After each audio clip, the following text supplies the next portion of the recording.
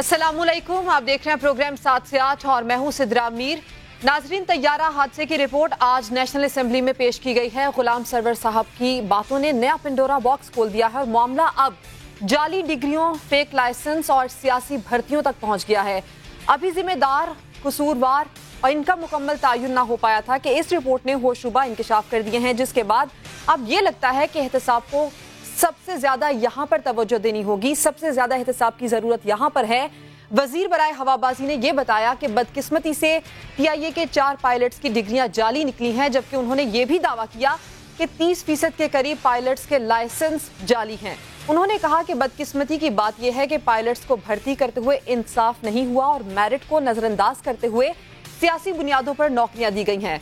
न सिर्फ ये बल्कि गुज़श्ता 10 सालों में पेश आने वाले तैयारा हादसात की तहकीकात भी मंजरे आम पर लाई जाएंगी। ताहम इस हादसे की मुकम्मल रिपोर्ट आने में अभी 1 साल का वक्त लगेगा। गुलाम सरवर खान का कहना था कि पायलट और को पायलट के ज़हनों पर कोरोना सवार था। कंट्रोलर की कॉल भी जल्दी में सुनकर कहा गया कि हम मैनेज कर लेंगे। इस रिपोर्ट को आवाम के सामने रखा तो गया है, लेकिन सवाल ये भी है कि जो 97 खानदान इस सानहे की जद में आए हैं, क्या उनके लिए ये रिपोर्ट काबिल कबूल है और क्या ये रिपोर्ट तमाम मुलव्विस अनासिर को सजा दिलवा पाएगी? ये अहम सवाल है। लेकिन कुछ अनासिर कराची में भी सर उठा रहे हैं। कराची के अमन के खिलाफ क्या कराची में कोई नई खूनी जंग का आगाज होने जा रहा है? कराची के मसाइल जितने संजीदा है, सिंध सरकार की तवज्जो उतनी ही भटकी हुई है। दिखाएंगे आपको आज सिंध सरकार का ब्यूटी पार्लर, लेकिन उससे पहले टॉप स्टोरीज। प्रोग्राम में सबसे पहले एक संगीन खतरे पर बात करने जा रही हूँ। भारतीय खुफिया एजेंसी रॉ लद्दाख में अपनी नाकामी और खिफ़त छुपाने के लिए पाकिस्तान का अमन सुकून गारत करने के दर पे है और अब सारे मुल्क दुश्मन एक नई जंग की तैयारी कर रहे हैं। इसके लिए पाकिस्तान के अंदर मौजूद तमाम मोहरों को इस्तेमाल किया जा रहा है। ट्रेनिंग्स, फंडिंग्स और हर तरह से अलहदगी पसंदों, शरपसंदों को, कातिलों को इकट्ठा किया जा रहा है ताकि यहाँ मासूमों के खून से होली खेली जा सके। पाकिस्तान को डिस्टेबलाइज करने के लिए रॉ ने सिंधी, बलोच अलहदगी पसंदों और MQM लंदन ग्रुप को एक प्लेटफॉर्म पर इकट्ठा किया है। सिंधु देश रेवोल्यूशनरी आर्मी और बलोचिस्तान लिबरेशन आर्मी हो या MQM लंदन, एक पूरा नेटवर्क है जो सिंध से बलोचिस्तान तक दुश्मनों का आलाए कार बना हुआ है। बलोचिस्तान के हुकूक के नाम पर ढोंग रचाने वाला बहरूपिया मामा कदीर मोदी से अपील कर रहा है, हमारी अमली तौर पर मदद करो, हमें हथियार दो। खुलेआम ऐलान कर रहा है कि वो खुद सिंधी कौम परस्त और अल्ताफ हुसैन पाकिस्तान के खिलाफ सब एक ही पेज पर आ गए हैं। समा के नुमाइंदे मोहम्मद अली हफीज हमारे साथ हैं। अली, ये बताइए कि मुहाजिर फ्रीडम फाइटर के पीछे कौन है, क्या मकासद हैं इस तंजीम के?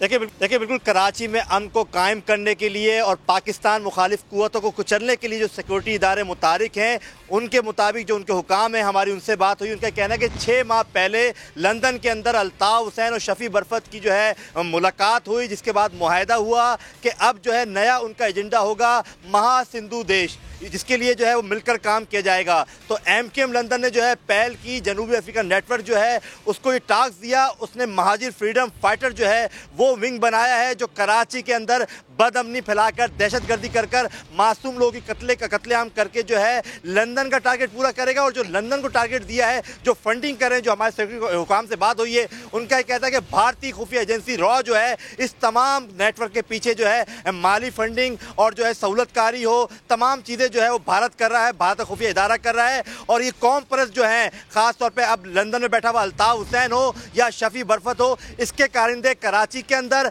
सिंध के अंदर जो है बदअमनी फैला रहे हैं। वो चाहते हैं कि कराची गैर मुस्तकम हो, कराची जो है उसमें बदअमनी हो, ताकि जो कश्मीर के अंदर जो है वो आवाज़ उठाई जाती है, कश्मीरियों के साथ जुल्म ज्यादती हो रही है, जब पाकिस्तान ये मुकदमा पेश करता है तो ये मिसाल दे सके कराची और सिंध के अंदर भी जो है बदअमनी है। अहम सूरत हाल है, सिक्योरिटी इदारे काम करें। अनकरीब ये जो कारिंदे हैं, खासतौर पर जो लीड कर रहा है राशिद मिनाई, तराविश, बासित काला, इसके अलावा जो दीगर नाम हैं, वो तमाम लोग जो है उनके ताने बाने और उनके स्लीपर सेल तक सिक्योरिटी इदारे पहुंच गए। अनकरीब ये कारिंदे जो है, दहशतगर्द जो है, इनके कलाकामा जो है सिक्योरिटी इदारे करेंगे जी। और अनकरीब ये तंजीम अपने अंजाम को भी पहुंचेगी। अली हफीज, आप साथ ही रहिए। इस वक्त पाकिस्तान तहरीक इंसाफ के सीनियर रहनुमा फवाद चौधरी साहब हमारे साथ मौजूद हैं। फवाद, ये मुल्क दुश्मन अनाब इकट्ठे हो रहे हैं, कदीर मामा, अल्ताफ हुसैन, सिंधु कौम परस्त, बलोच लिबरेशन आर्मी पाकिस्तान के अमन को तबाह करने की ये साजिश हो रही है। ये कहिएगा कि जिस तरह से पाकिस्तान के अमन के खिलाफ सब इकट्ठे हो रहे हैं, इनके खिलाफ अब कार्रवाई कितनी मौसर होनी चाहिए, कितनी जल्दी होनी चाहिए? देखिए, पहली बात तो ये है कि जब से हिंदुस्तान नरेंद्र मोदी की हुकूमत आई है और अजीत डोवल वहाँ सिक्योरिटी के इंचार्ज बने हैं, उसके बाद से एक पूरा फिनोमेना टेररिज्म के ऊपर बेस्ड जो है वो हिंदुस्तान की पॉलिसी जो है वो सामने आई है। इसकी एक पूरा एंगलिंग जो है वो हमारे सामने आई है। और जिस तरीके से हमने देखा है, नरेंद्र मोदी ने ना सिर्फ यहाँ पे पाकिस्तान बल्कि नेपाल, चाइना और हत्ता कि अफगानिस्तान, जिससे उनकी सरहद भी नहीं मिलती, हर जगह उनकी इंटरफेरेंस है, हर जगह एक एक्सपेंशनिस्ट प्लान है जो कि नरेंद्र मोदी ने लिया है। और उसकी वजह से ना सिर्फ भारत का अपना जो एक अंदरूनी कल्चर है वो तबाह बर्बाद हो गया, और इसलिए भारत की जो तमाम जो पॉलिटिकल लीडरशिप है, चाहे वो राहुल गांधी हो, चाहे बाकी लोग हों, वो तमाम लोग सीख रहे हैं कि ये किस किस्म की एक नरेंद्र मोदी ने हरकत की है। वहाँ पे एक अंदरूनी तौर के ऊपर एक जितना तकसीम आज है भारत, जितना वहाँ पे एक एंटी मुस्लिम जो इस वक्त एक पॉलिटिकल माहौल क्रिएट किया गया है, हिंदू एक्सट्रीमिज्म को जिस तरीके से हवा दी गई है, हिंदू दहशत गर्दी को जिस तरीके से एक बाकायदा स्टेट नैरेटिव के तौर पे अपनाया गया है, उसके ऊपर हिंदुस्तान से या भारत से बाहर के जो ममालिक हैं वो तो फिक्रमंद है ही है, भारत के अंदर जो एक तबका है वो भी बहुत फिक्रमंद है। और मैं ये समझता हूँ और हमेशा की तरह वहां से तवज्जो हटाने के लिए पाकिस्तान के अंदर कार्रवाइयां करने की कोशिश की जा रही है। फवाद, ये बताइएगा कि ये जो नेक्सस इस वक्त बन रहा है, ये नेटवर्क जो अब आकर मुतहरिक हो रहा है, ये टाइमिंग्स कितनी अहम है और ऐसी टाइमिंग्स में ही क्यों? देखिए, टाइमिंग तो खैर ये जब से ये अजीत डोवल बने हैं वो इस तरह की गेमें पाकिस्तान में करते आ रहे हैं।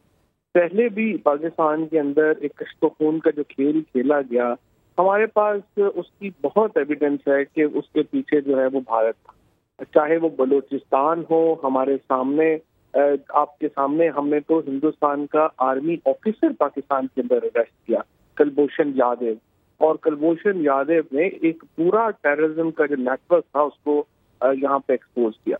अब भारत जो है वो तंजीमों के जरिए, जो अल्ताफ हुसैन बाहर बैठा हुआ है लंदन, उसके जरिए वो भी अब एविडेंस, कहते हैं ना अल्लाह के हाथ देर है अंधेर नहीं, इस तरह की जो साजिशी है, इस तरह की जो एक इंसान दुश्मन मबदी पॉलिसीज हैं वो तो सामने आ जाती। इन्होंने कश्मीर के अंदर एक रंग एक जो है वो खून की होली खेली। इन्होंने उसके बाद जो है वो अपने पाकिस्तान के अंदर जो टेररिस्ट ऑर्गेनाइजेशन है, फिरका वाराना तंजीमें हैं, उनको फंड किया, लिसानी तंजीमों को पाकिस्तान के अंदर फंड किया और एक नेक्सस क्रिएट किया पाकिस्तान में टेररिज्म का। और मैं ये समझता हूँ कि पूरी दुनिया को ये आंखें खोलनी चाहिए, और जो खुसूसन ये नरेंद्र मोदी की हुकूमत के जो इक़दाम हैं, जो टेररिज्म के इक़दाम हैं, उनके ऊपर बहुत इम्पोर्टेंट है कि दुनिया इस वक्त एक्शन ले।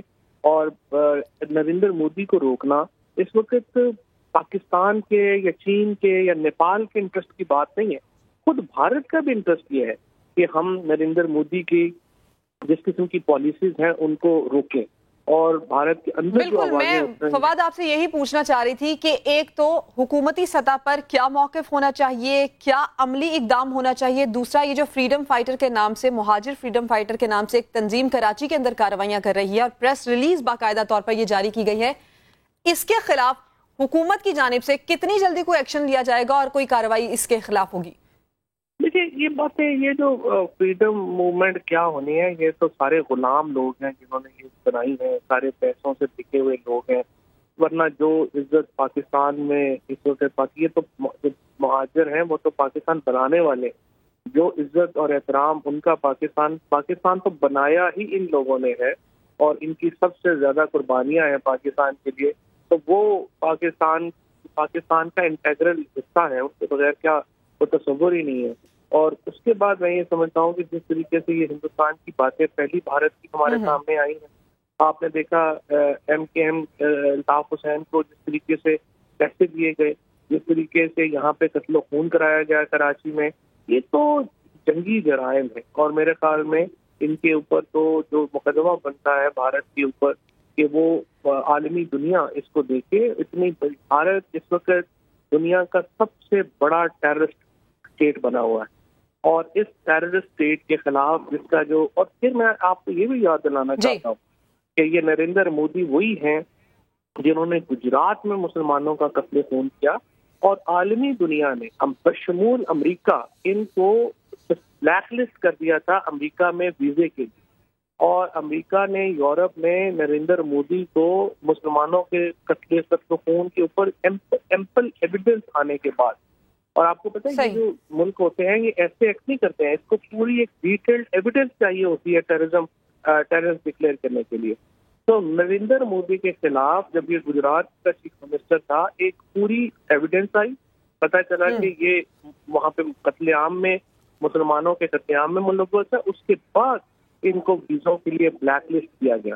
اور جو فواد، اس وقت گفتگو کرنے کے لیے جنرل ریٹائر معین الدین حیدر صاحب بھی ہمارے ساتھ ہیں، لیکن میں ان سے سوال کرنے سے پہلے آپ سے یہ سوال کرنا چاہوں گی، عمران فاروق قتل کیس کا فیصلہ آیا، آپ کی اتحادی جماعت ایم کیو ایم پاکستان اس فیصلے کے بعد سے لے کر اب تک خاموش ہے، بانی متحدہ کے خلاف ایک بھی اسٹیٹمنٹ انہوں نے نہیں دیا، اس بارے میں کوئی کامنٹ کرنا چاہیں گے آپ؟ دیکھیے، فرینکلی یہ جماعت کو اپنے آپ کو لا تعلق کرتی ہے الطاف حسین سے، اور یہ کہتے ہیں کہ ان کا اس سے کوئی تعلق نہیں، اور میرے خیال میں ان کا بھی جو ریئیکشن ہے وہ وہی ہے جو باقی پاکستان کا ہے۔ تو میرے خیال میں جو اس وقت سچویشن ہے اس میں الطاف حسین اور باقی جو دہشت گرد ہیں ان کے وہ اکٹھے ہیں، اور یہ ورسز پاکستان کی، اور ورسز جو ہے وہ پاکستان کی عوام۔ تو کوئی بھی جو پاکستان کا عوام ہے وہ ظاہر ہے کہ اس جدوجہد میں پاکستان کے ساتھ کھڑا ہوگا، اور میں یہ سمجھتا ہوں کہ جس طریقے سے اس کو ابھی آگے معاملہ چل رہے ہیں ہماری، اور کراچی کا امن ہم نے دیکھیں بڑی مشکل سے حاصل کیا، ہم نے پاکستان میں امن بڑی مشکل سے حاصل کیا ہے، تو ہم افورڈ ہی نہیں کر سکتے کہ ہم کسی بھی طور کے اوپر اس امن کو اپنے ہاتھ سے جانے دیں۔ تو حکومت ہو، ایجنسیز ہو، فوج ہو، تمام پاکستان یکجا ہے، اور ہم کسی صورت بھی بھارت کی کوئی سازش کامیاب نہیں ہونے دیں گے، اور انشاءاللہ جو پاکستان کے عوام کا جو جان، مال اور لہو ہے وہ مقدم رہے۔ بالکل فواد، یہ آپ نے درست فرمایا، اور آخری سوال آپ سے جاتے جاتے اس معاملے سے ہٹ کر میں یہ پوچھنا چاہوں گی، اسد عمر صاحب سے ملاقات ہوئی کل، جو کچھ ہوا اس کے بعد دوستی ہو گئی کیا؟ دشمنی تو کبھی تھی نہیں، دوستی تو تب ہوتی جب مخالفت ہوتی ہے۔ اسد عمر صاحب جو ہے اور شاہ محمود قریشی صاحب ہوں، باقی جو لیڈرشپ ہو، یہ سارے ہم تو عمران خان کے جو ہے وہ پرچم کے ساتھ ہے، عمران خان کی قیادت میں سارے اکٹھے ہیں، باقی اسٹریٹجی کے اوپر ہم کوئی ڈفرینٹ ڈسکشنشپ نہیں ہے پاکستان۔ صحیح، وزیر اعظم نے کچھ کہا آپ سے؟ کوئی پیغام ان کے ذریعے پہنچایا گیا اب تک؟ اور جو پرائم منسٹر صاحب ہیں اور پاکستان تحریک انصاف ہے، یہی واحد پارٹی ہے پاکستان میں جہاں پہ آپ کوئی بات کر سکتے ہیں اور لیڈرشپ سے ایکسپیکٹ کر سکتے ہیں کہ وہ سنیں گے، اور اس کو ایک جو ہے وہ ڈکٹیٹرشپ جو ہے وہاں پہ نافذ نہیں ہے۔ تحریک انصاف ہی پاکستان کی اکیلی ہوپ ہے، عمران خان ہی لیڈرشپ ہے، جو آپ بات کریں گے انہیں سے کریں گے اور کانفیڈنس سے کریں گے پاکستان۔ Thank you. کل کابینہ کے اجلاس کے بعد کوئی پیغام آپ تک پہنچا فواد صاحب؟ فواد چودھری صاحب ساتھ تھے، اور اہم معاملے پر تو انہوں نے گفتگو کی، لیکن اس کے ساتھ ساتھ انہوں نے یہ بھی کہا کہ کوئی دشمنی نہیں ہے، دوستی ہی ہے، اور دوستی ہی آگے رہے گی۔ معین الدین حیدر صاحب، ہم جس طرح سے اس اہم معاملے پر بات کر رہے تھے، بھارت براہ راست تو کچھ نہ کر سکا، اب ہمیں اندر سے کمزور کرنے کی کوشش کر رہا ہے، ایسے میں ہماری انٹیلیجنس ایجنسیز اور فورسز کتنی تیار ہیں پاکستان کے امن کو بچانے کے لیے؟ جی ہاں، بھارت کو یہ نئی حرکت نہیں ہے، یہ تو پچھلے بہت سالوں سے بھارت یہ کام کر رہا ہے as a matter of policy, اور ان کا یہ خیال ہے کہ اوپن ہاسٹیلٹیز کے بجائے اور جنگ کے بجائے اندر سے اپنے ہی ہمارے لوگوں کو استعمال کر کے ان کو پیسے دے کے اور پاکستان کو کمزور کیا جائے۔ یہ تو 50، 60، 70 سے ہوتا چلا رہا ہے، بیچ میں بہت بڑھ گیا تھا، اور جس زمانے میں پاکستان کے لوگ جو تھے کشمیر میں جاتے تھے اپنے بھائی بہنوں کے پر جو مظالم تھے ان سے بچانے کے لیے، جن کو یہ کہتے تھے کہ دہشت گرد ہے، اس زمانے میں ہندوستان نے سندھ میں خصوصاً کراچی میں بہت بڑی انویسٹمنٹس کی ہوئی تھیں ایسے لوگوں پر۔ مجھے یاد ہے جنرل وحید نے یہ واقعہ ہمیں سنایا کہ اس زمانے میں جو ہندوستان کا سفیر تھا وہ GHQ آیا اور ایسی باتیں اگر ریکارڈ پر لکھتے نہیں ہیں یا کاغذ پہ لکھ کر نہیں دیتے ہیں. کہنے لگا کہ آپ لوگ کشمیر میں ہمیں بہت پریشان کر رہے ہیں ہم کو، اور وہاں پر ہماری فوج کو بہت پریشان کر رہے ہیں. تو آپ یہ نہ بھولیں کہ ہماری بھی کراچی میں بہت انویسٹمنٹ ہے، ہمارے بہت ایسے لوگ ہیں جو وہاں پر تباہی مچا سکتے ہیں، بلکہ اس وقت مچا ہی رہے تھے. اور انہوں نے کہا تھا if K is for Kashmir تو K is also for Karachi. تو پھر آپ نے اب باتیں سن لی جو ہم ہمیشہ سے کہتے چلے آئے تھے کہ یہ جو ہیں ایم کیو ایم کے دہشت گرد ہیں، یہ لسانی جماعتوں کے دہشت گرد ہیں. یہ جو جماعتیں ہیں مسئلے کی بنیاد پر جو پاکستان میں لڑائیاں مسئلے کی بنیاد پہ ہوتی رہی ہیں، آپ کو پتہ لشکر جنگی کی اور ان کی، یعنی اس نے پورے پاکستان میں تباہی مچا دی ہمارے ملک میں اندر ہی سے. اور ایسی تباہی مچائی کہ ہماری فوج کو کہنا پڑا کہ ہمارا نمبر 1 دشمن جو ہے وہ ملک کے اندر ہی ہے، باہر نہیں ہے. اور آپ کو پتہ ہے سوات چلا گیا، فاٹک علاقے چلے گئے، سب طرف جو تھے یہ دندناتے پھرتے تھے. لیکن پھر پاکستان حکومت نے، پاکستان فوج نے، پاکستان کے تمام طبقوں نے ایک مضبوط فیصلہ کیا کہ اس طریقے سے کوئی ملک نہیں چل سکتا، یہ ملک ختم ہو جائے گا، ٹیررزم توڑ ڈالے گا اس کو. انہوں نے بہت مضبوط فیصلہ کیا جنرل کیانی کے زمانے میں، اور جنرل صاحب جو ان کے بعد آئے تھے انہوں نے، راحیل شریف صاحب نے، اور پھر اب یہ سب فالو اپ ہو رہا ہے. اور ہندوستان نے افغانستان کے سے بہت فائدہ اٹھایا ان کی سرزمین سے. ایک بات یہ بھی کہ یہ جو اندرونی خطرات ہیں، یہ جو نیٹ ورک ہیں جو کبھی بنتے ہیں کبھی ان کا خاتمہ کر دیا جاتا ہے، کراچی میں تو یہ باتیں 90 کی دہائی سے کی جا رہی ہیں، ابھی تک ان کا خاتمہ کیوں نہ ہو پایا کراچی سے؟ دیکھیے کراچی میں خاتمہ ہو چکا ہے کافی حد تک. کراچی میں جب 60 دنوں میں سے 300 دن ہڑتال رہتی تھی، ایک حکم پہ ہڑتال ہو جاتی تھی، بوری مند لاشیں ملتی تھیں، لوگ راتوں کو باہر نہیں نکلتے تھے، وہ وقت بھول گئے آپ کو. اب دیکھیے امن ہے کراچی میں اب، لیکن ظاہر ہے کہ جن لوگوں کو ختم کر دیا گیا ہے کچھ نہ کچھ ان کے ایلیمنٹس رہ جاتے ہیں جن کے لیے انٹیلیجنس بیسڈ آپریشن آج کل بھی ہو رہے ہیں. آپ بھی سنتی ہوں گی کہ دہشت گرد ابھی پکڑے گئے ہیں، یہ لوگ ابھی پیسے رینجرز پہ حملے کیے ہیں. تو مطلب کہ پہلے اب دیکھیے کوئی سوچ سکتا تھا سوات میں جا کے اپنی فیملی کے ساتھ گھومنے پھرنے جائے، یا فاٹے میں کوئی جانے کا سوچ سکتا تھا؟ پشاور میں ہر وقت بم دھماکے تھے. تو اللہ کا شکر کرنا چاہیے کہ ہم نے بہت کچھ کور کیا ہے، لیکن دشمن بھی خاموش نہیں بیٹھا ہوا، وہ پیسہ بھی لگا رہا ہے، اور یہاں پر ہم کو ڈسٹرب کرنے کے لیے، ڈی اسٹیبلائز کرنے کے لیے تمام چالیں چل رہا ہے. لیکن الحمدللہ ہمارے لوگ الرٹ ہیں، ہماری انٹیلیجنس ایجنسی الرٹ ہیں. بہت بہتر کوآرڈینیشن ہو گئی ہے ابھی فوج، رینجر، پولیس میں، عوام میں بھی. عوام اچھی انفارمیشن پرووائڈ کرتے ہیں جس سے بڑے سکسیسفل آپریشن ہو رہے ہیں. انشاءاللہ اس کو بھی قابو پا لیں گے ہم. اس پر بھی قابو پا لیا جائے گا اور اس نیٹ ورک کا خاتمہ بھی کر دیا جائے گا. اس نیٹ ورک کو اور ایسی تنظیموں کو جنم لینے سے پہلے ہی انجام تک پہنچا دیا جائے گا. آپ نے وقت دیا، آپ کا بہت شکریہ سر. ناظرین، شریک جرم نہ ہوتے تو مخبری کرتے. عمران فاروق قتل کیس کا فیصلہ آئے ابھی 6 دن گزر گئے ہیں، لیکن ایم کیو ایم پاکستان کوئی بھی واضح رد عمل ابھی تک نہیں دے پائی ہے. کیوں نہیں دے پائی ہے اس پر بات کریں گے. تقریر اور دلیل میں مشہور پارٹی کے بڑے بڑے نام بھی اس معاملے پر آئیں بائیں شائیں کرتے نظر آ رہے ہیں. گورنر نوید جمیل اینکر پرسن کے سوالوں پر اٹکتے رہے اور فیصلے کے روز میرے ہی پروگرام میں ایم کیو ایم پاکستان کے سابق کرتا دھرتا فاروق ستار بھی اسی فیصلے پر گول مول باتیں کرتے رہے. وہ آپ کو دکھاتے ہیں. آپ نے کہا کہ ایم کیو ایم کے بیشتر رہنما قتل ہوئے، کچھ غائب کر دیے گئے. عمران فاروق صاحب بھی تو ایم کیو ایم سے ہی تعلق رکھتے تھے نا. تو ہم نے مذمت کی تھی نا، ہم نے تو کہا تھا کہ صرف جو بھی قاتل ہے، جس نے بھی کیا ہے، ایکس وائی زیڈ میں کون کون آتے ہیں فاروق صاحب؟ دیکھیں یہ آپ تبصرہ نگار بٹھائیں، تجزیہ نگار بٹھائیں. میں نے تو جو کہنا میں نے کہا. ڈاکٹر فاروق صاحب، بانی متحدہ سے اس سلسلے میں آپ کی کبھی گفتگو ہوئی؟ ان کو آپ نے بتایا کہ کون لوگ مار رہے ہیں؟ پوچھا کبھی ان سے؟ یہ میں اس پہ فخر کرتا ہوں. میں نے پارٹی کو صاف ستھرا رکھنے کے لیے اپنی ذمہ داریاں پوری کی، لیکن آپ کی گفتگو سے یہ تاثر جا رہا ہے پوری قوم میں کہ سارا بگاڑ ایم کیو ایم میں ہی تھا اور سب کچھ جو کچھ ہوا ایم کیو ایم نے کیا. ڈاکٹر صاحب 6 سال تک آپ الطاف حسین صاحب کے ساتھ بھی کھڑے رہے، آپ عمران فاروق صاحب کی فیملی کے ساتھ بھی کھڑے رہے. یہ آپ نے کیسے کیا؟ آپ ایک ہی وقت پہ دونوں کے ساتھ کیسے کھڑے رہے؟ نہیں، میں کہاں جانتا تھا. یہ آپ کو کس نے کہا کہ میں جانتا تھا؟ میرے علم میں کیا تھا؟ یا اس سے پہلے جو کچھ بھی ہوا یہ کیسے آپ عکس کر رہی میری گفتگو سے کہ یہ مجھے ساری چیزوں کا علم تھا اور اس لیے پھر بھی میں کھڑا رہا. دیکھیں انصاف کے تقاضے. نہیں ڈاکٹر فاروق صاحب، ابھی آپ نے اپنی گفتگو میں یہی کہا نا کہ شہداء کی فیملیز یہ جانتی ہیں، شہداء کی فیملیز کو علم ہے. ایک پروگرام کو پوری ایم کیو ایم کی 35 سال کی کارکنوں کی جو شہید ہیں، جنہوں نے قربانیاں دی، جنہوں نے پارٹی کو ایمانداری سے چلایا، دیانتداری سے، جو نظریاتی لوگ ہیں، تو میں ان کی محنتوں پر بھی پانی پھیر دوں چند لوگوں جنہوں نے پارٹی کو غلط استعمال کیا، غلط پالیسیاں بنائی یا غلط کام کیے، تو میں وہ نہیں چاہتا.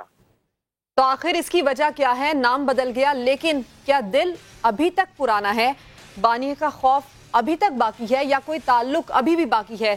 کئی سوالات ہیں جو جنم لے رہے ہیں اور وجہ رد عمل نہ دینا. واضح طور پر یہ خاموشی نظر آ رہی ہے کہ ایسی کیا وجہ ہے، یہ خاموشی کیوں نہیں توڑی جا رہی ہے؟ ایسے میں تو پھر سوالات اٹھیں گے اور ایسا ہی سوال ایک ہم نے بھی اٹھایا لیکن اس کا جواب نہ دے پائے. ناظرین، PIA حادثہ کیس کی رپورٹ بھی سامنے آ چکی ہے. اس رپورٹ کے بعد بھی کئی انکشافات ہوئے ہیں، وہ آپ کے سامنے رکھیں گے لیکن ایک بریک کے بعد.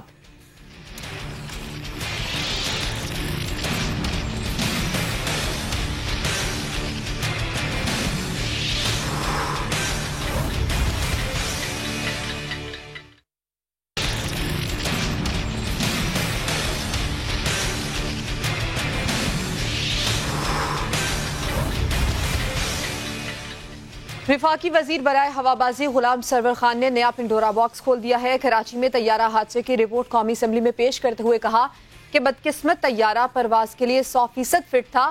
طیارے میں کسی قسم کی فنی خرابی نہیں تھی. قومی اسمبلی کو بتایا گیا کہ پائلٹ اور معاون پائلٹ دونوں فوکس ہی نہیں تھے اور ان پر کورونا وائرس سوار تھا. وہ آخری وقت تک کورونا پر گفتگو کر رہے تھے کیونکہ ان کی فیملی کورونا وائرس کا شکار تھی اور یہی وجہ ہے کہ وہ جہاز کو آٹو لینڈنگ سے نکال کر مینول پر لے آئے. لیکن جو ذمہ دار ہیں اور جو حیات ہیں وہ حساب کتاب سے نہیں بچ پائیں گے، یہ بھی ان کا کہنا تھا. غلام سرور خان صاحب نے یہ بھی کہا ہے کہ سیاستدانوں کی جعلی ڈگریوں کی بات کی جاتی ہے لیکن بدقسمتی سے PIA کے 4 پائلٹس کی ڈگریاں بھی جعلی نکلی ہیں. پائلٹس کو بھرتی کرتے وقت میرٹ کو نظر انداز کیا گیا. 40% پائلٹس کے لائسنس بھی جعلی ہیں. وفاقی وزیر نے مزید یہ بھی کہا کہ پاکستان میں مجموعی طور پر 860 پائلٹس ہیں. پائلٹس کے امتحانات میں انکشاف ہوا ہے کہ 260 پائلٹس نے اپنی جگہ کسی اور سے امتحان دلوایا. ان پائلٹس کو جعلی ڈگریاں اور جعلی لائسنس بنوا کر دیے گئے. انہوں نے یہ بھی بتایا اس کے ساتھ کہ 54 میں سے 28 پائلٹس کو شو کاز نوٹسز جاری کیے جا چکے ہیں. 24 کے خلاف پرسنل ہیئرنگ کی ہے. 9 پائلٹس نے روتے روتے یہ اعتراف کیا ہے کہ ان سے غلطی ہوئی. انہوں نے معافی دینے کو کہا ہے لیکن معاف کرنے والا اللہ ہے. بات کرنے کے لیے کیپٹن ریٹائرڈ سیفور صاحب ہمارے ساتھ موجود ہیں. سیفور صاحب، اس رپورٹ پر تفصیلی بات کریں گے اور ٹیکنیکلٹیز پر بھی آئیں گے، لیکن یہ میں سب سے پہلے آپ سے جاننا چاہوں گی کہ نارملی گفتگو ہوتی کیا ہے پائلٹس کے درمیان اور کاکپٹ میں جب گفتگو ہوتی ہے تو کن معاملات پر ہوتی ہے آپس میں؟ اور جس طرح سے ہدایات کو نظر انداز کرنے کا عنصر رپورٹ میں سامنے آیا ہے، 3 بار یہ طیارہ زمین پر رگڑ کھاتا ہے اور نہ پائلٹ کو پتا چلتا ہے اور نہ ہی ATC کو پتا چلتا ہے. کیا ایسا ممکن ہے؟ نہیں، ایسا ممکن تو نہیں ہے اور یہ اس کا احاطہ کرنا بڑا مشکل ہے کہ پائلٹس آپس میں کیا باتیں کرتے ہیں. وہ کوئی بھی بات کر سکتے ہیں لیکن ان کی بات کرنے کا ایک وقت ہوتا ہے اور ایک طریقہ ہوتا ہے.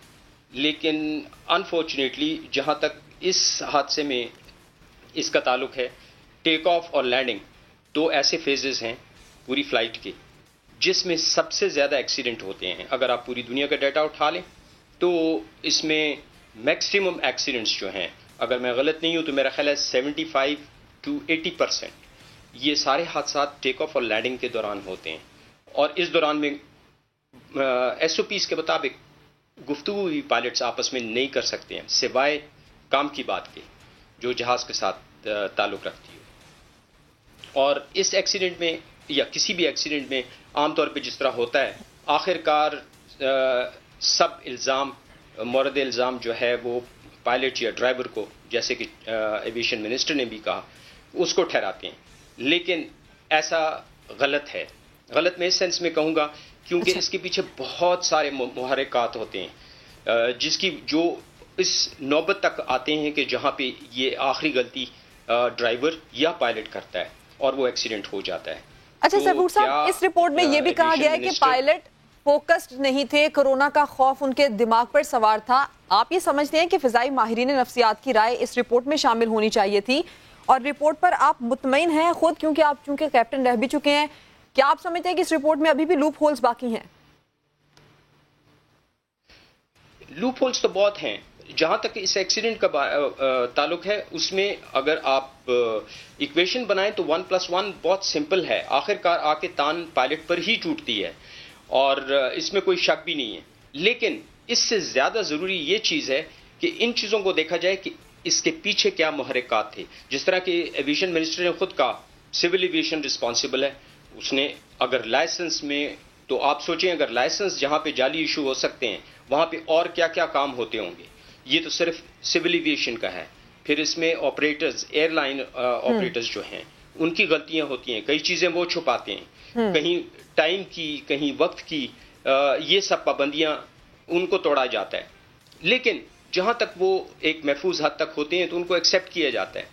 لیکن نہیں, ان آخرکار جو تان پائلٹ پہ ٹوٹتی ہے میں اس کے خلاف ہوں.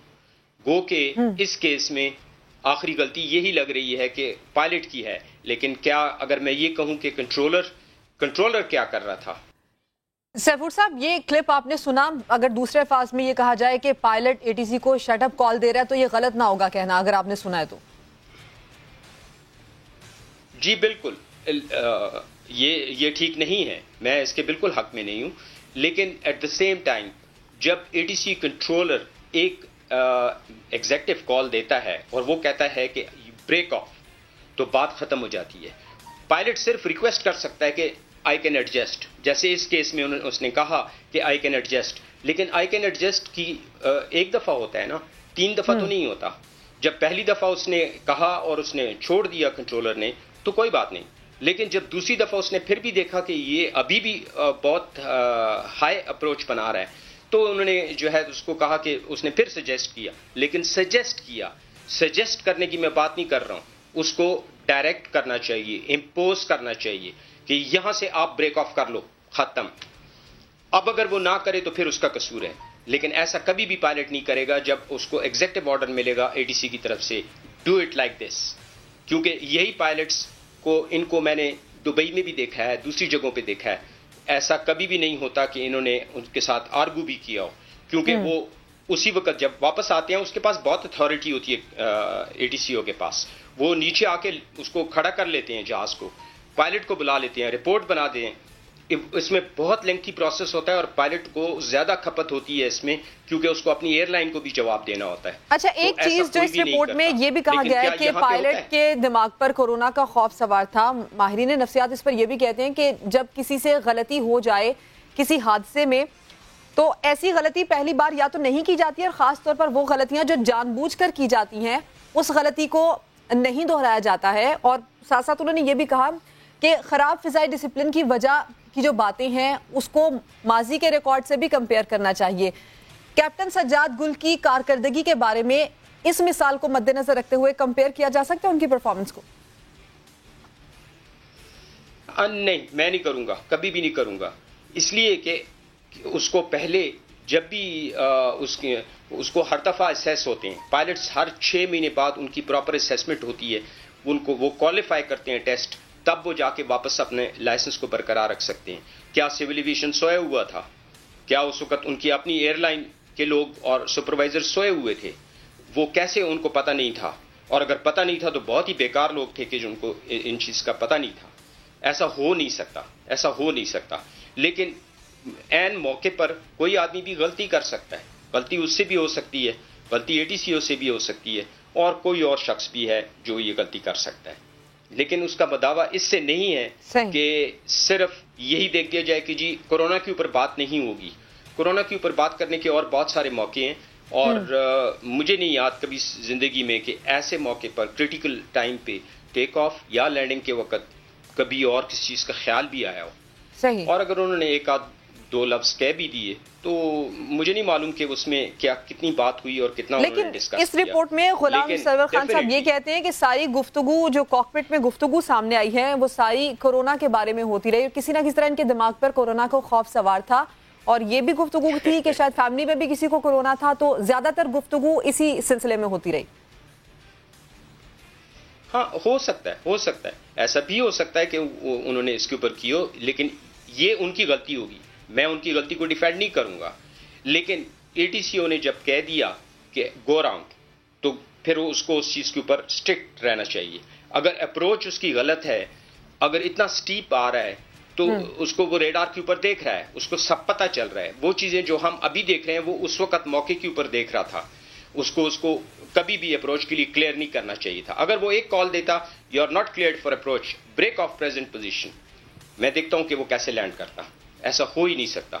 تو فیلئر اے ٹی سی کی طرف سے بھی ہے، لیکن یہ سارے فیلئرز اگر کاؤنٹ کریں تو پیچھے یہ سول ایویشن اور اس کی ایئر لائن تک پہنچتے ہیں، سب لوگ اس میں رسپانسبل ہیں۔ یعنی کہ آپ یہ سمجھتے ہیں کہ صرف یہ دونوں نہیں بلکہ سیفٹی کلچر تک شامل تفتیش ہونے چاہیے، آپ یہ کہہ رہے ہیں؟ جی بالکل میں یہی کہہ رہا ہوں کہ سب لوگ اس میں قصوروار ہیں، اور جس طرح کہ ایویشن منسٹر نے خود کہا کہ اس میں لوگ اگر پیسے دے کے امتحان دیتے رہے ہیں، دوسرے لوگ ان کی جگہ بیٹھے ہیں، یہ چیزیں میں نے دیکھی ہیں، میں نے خود دیکھی ہیں کہ ان چیزوں کے اوپر، اور میں نے بات کی ہے، لیکن اس کے اوپر ایکشن کوئی نہیں ہوا، اس لیے کہ سول ایویشن اگر ایکٹ کرتی ہے تو وہ ان کے اگینسٹ ہی آتا ہے، اخبار میں it becomes a hot topic, کل کو میڈیا میں، جیسے ابھی آپ یہ کیس ڈسکس کر رہی ہیں، یہی چیز جو ہے ان کی ڈسکس ہونی تھی۔ اس چیز سے بچنے کے لیے سب چپ منہ پہ انگلی رکھ کے بیٹھ جاتے ہیں۔ ان کو پوچھا میں نے، وہ کہتے ہیں جی ہمیں پتہ ہے، کیونکہ میں اس وقت جو ہے ایک اسکول کا چیف پائلٹ تھا جو کہ اب بند ہو چکا ہے، اس اسکول میں ادھر سے مجھے پتا چلا کہ کچھ اسٹوڈنٹس نے پیسے دے کے امتحان پاس کیے ہیں۔ اب آپ مجھے بتائیں کہ اگر پیسے دے کے انہوں نے امتحان پاس کیے ہیں تو کس طرح کیے، کیوں کیے ہیں؟ جب میں نے یہ سول ایویشن سے پوچھا تو ان کے پاس کوئی جواب نہیں تھا، وہ کہتے ہیں کہ ہم یہ بات کریں گے تو ہمارے اوپر اچھلے گی اور ہمیں اپنے سٹاف کو پکڑنا پڑے گا۔ میں نے کہا بالکل آپ کو پکڑنا پڑے گا، اتنا سنگین معاملہ آپ نہیں سمجھتے کہ یہ تو انسانی جانوں سے کھیلنے کا ایک کاروبار اس کو کہا جائے تو غلط نہ ہوگا؟ ہاں جی بالکل، لیکن یہ تو ہم سب کرتے ہیں نا، یہ تو میڈیا بھی کرتا ہے۔ آپ لوگوں نے کیا کبھی ان چیزوں کو، ایشوز کو پروگرام بنا کے اٹھایا؟ کیا کسی نے آج تک ڈسکس کیا؟ کیا آپ لوگوں کو پتہ ہے کہ جو ہمارے نئے پائلٹس ٹرین ہوتے ہیں ان کا کیا مستقبل ہے، سوائے اس کے کہ وہ بے وقوف آ کے ٹریننگ لے لیتے ہیں، لائسنس لے لیتے ہیں؟ اگر جو ایمانداری سے لیتا ہے تو اس کے بعد وہ کیا کرے گا، کہاں جائے گا، کیسے آگے بڑھے گا؟ نہ اس کے لیے گورنمنٹ نے سوچا ہے، نہ اس کے لیے سول ایویشن نے سوچا ہے، اور جب بھی ان کو کچھ کہا ہے تو انہوں نے آگے سے اس کو ٹھنڈا کر دیا، اس بات کو، اس کے اوپر کبھی بحث نہیں۔ سیفور صاحب آپ کا پوائنٹ آ گیا، آپ نے وقت دیا، آپ کا بہت شکریہ، آپ کا بہت شکریہ۔ ناظرین آگے بڑھتے ہیں پروگرام میں۔ ایک اور اہم معاملہ یہ ہے کہ سندھ سرکار کا بیوٹی پارلر یعنی کہ کراچی کے شہریوں کے مسائل کچھ اور ہیں اور سرکار کے پاس حل کچھ اور ہے۔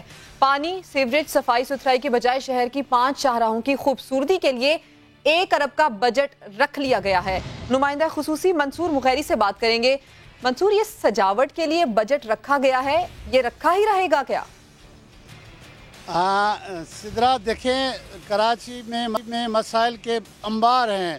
اگر ڈسٹرکٹ ساؤتھ کو ہم نکال دیں تو باقی جو 5 اضلاع ہیں وہاں پر پانی ہے، ڈرینیج ہے، ٹرانسپورٹ ہے، صفائی ستھرائی سے لے کے بہت سارے مسائل ہیں۔ لیکن بڑی بدقسمتی یہ ہے کہ جو سندھ گورنمنٹ میں جو ٹیم بیٹھی ہے، میگا اسکیم جنہوں نے بنائی تھی 4-5 سال پہلے، اس کو ابھی پھر کنٹینیو کیا ہے۔ اس میں 5 ایسی شاہراہ ہیں جس کے بیوٹی پارلر کے لیے سمجھو کہ ان کے لیے بیوٹی سائنس لگنے ہیں، بل بورڈز لگنے ہیں، اور کوئی سائیڈ میں کچھ چیزیں بننی ہیں، اس کے لیے 1 ارب روپے مختص کیا گیا ہے۔ جو شہری ہیں انہوں نے سخت اعتراضات کیے ہیں کہ ہمیں اس طرح کے شاہراہیں نہیں چاہیے جس پہ غیر ضروری طور پہ اخراجات کیے جائیں۔ جو ہمارے جینئن ایشوز ہیں جن سے ہمارے روز ہماری زندگی اجیرن بن رہی ہے، وہ مسائل حل کیے جائیں، نہ کہ اربوں روپے ایسے اسکیموں پہ خرچ کیے جائیں جن سے کوئی فائدہ نہیں ہے۔ یہ کراچی کی 5 شاہراہیں میں جن کے نام لینا چاہتا ہوں، چندریگہ روڈ ہے، مائی کلاچی روڈ ہے، ابن سینا روڈ ہے، راشد مناس روڈ ہے، اور گرو مندر پہ ایک روڈ ہے۔ اس پہ 5 اسکیموں پر شاہراہوں کو بیوٹیفیکیشن کے لیے، اس کی بہتری کے لیے انہوں نے 1 ارب روپے آئندہ مالی سال کے بجٹ میں رکھا ہے، جبکہ یہ جو سال ختم ہو رہا ہے اس پہ 1 روپیہ بھی خرچ نہیں ہوا تھا، جبکہ پچھلے 4 سالوں میں اچھی خاصی اس پہ رقم خرچ ہو چکی ہے۔ جی ٹھیک ہے منصور مغیری، آپ نے ہمیں اپڈیٹ کیا، اور اس وقت واقعی یہ درست ہے کہ کراچی کے مسائل کچھ اور ہیں، کورونا کا مسئلہ، ٹڈی دل کا خطرہ، اس کے ساتھ ساتھ صاف ستھرائی، گندگی، یہ سارے مسائل ایک طرف۔ یہ 1 ارب کا بجٹ صرف سجاوٹ کے لیے ہے، اور سجاوٹ کس کام آئے گی شہریوں کے؟ شہریوں کا کیا رد عمل ہے؟ علی حفیظ نے ہمیں جوائن کیا، ان سے پوچھیں گے۔ علی حفیظ، یہ بتائیے گا کہ ابلتے گٹر کچرے کی آماجگاہ بنے کراچی کی محض 5 سڑکوں کا میک اپ اور باقی علاقے یکسر نظر انداز یہ ہو گئے کیسے، اور شہریوں نے اس کے اوپر کیا رد عمل دیا، آپ یہ ہمیں بتائیے۔ سائنس سرکار کے کیا ہی کہنے، اس بار صوبائی بجٹ میں کراچی کی 5 سڑکوں آئی اے چندی گڑھ روڈ، مائی کلاچی روڈ، ابن سینا روڈ، شارع پاکستان اور راشد محض روڈ کے لیے 1 ارب روپے بجٹ میں رکھے گئے ہیں۔ ان پیسوں سے ان 5 سڑکوں کی تجدید و آرائش اور سجاوٹ کی جائے گی۔ اب سوال یہ ہے کہ پورے شہر کی سڑکیں تباہ ہیں، یہ پیسہ وہاں کیوں نہیں لگایا جا رہا، اور شہری اس پر کیا کہتے ہیں، آئیے بات کرتے ہیں۔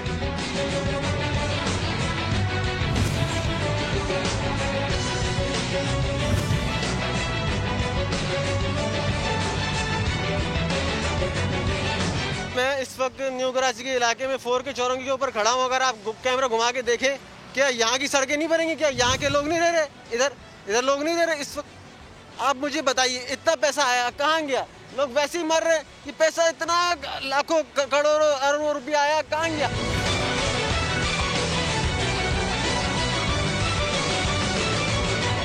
یہ پورا راستہ آپ کا معمار جو موڑ تک ہے، پورا راستہ خراب ہے۔ آپ اورنگی ٹاؤن کے راستے ہیں وہ خراب ہے، یہاں کے آپ جتنے بھی روڈ دیکھ سکتے ہیں سب بیکار ہیں۔ اب یہ سمجھ میں نہیں آ رہا کہ جو روڈ بالکل صحیح ہیں اس کے لیے بجٹ رکھ دیا اور یہاں کے لیے بجٹ نہیں ہے۔ شہریوں کا رد عمل آپ نے دیکھا۔ آج کے شو سے اتنا ہی، کل آپ سے پھر ملاقات ہوگی۔ شو پر اپنا فیڈ بیک دیجیے گا۔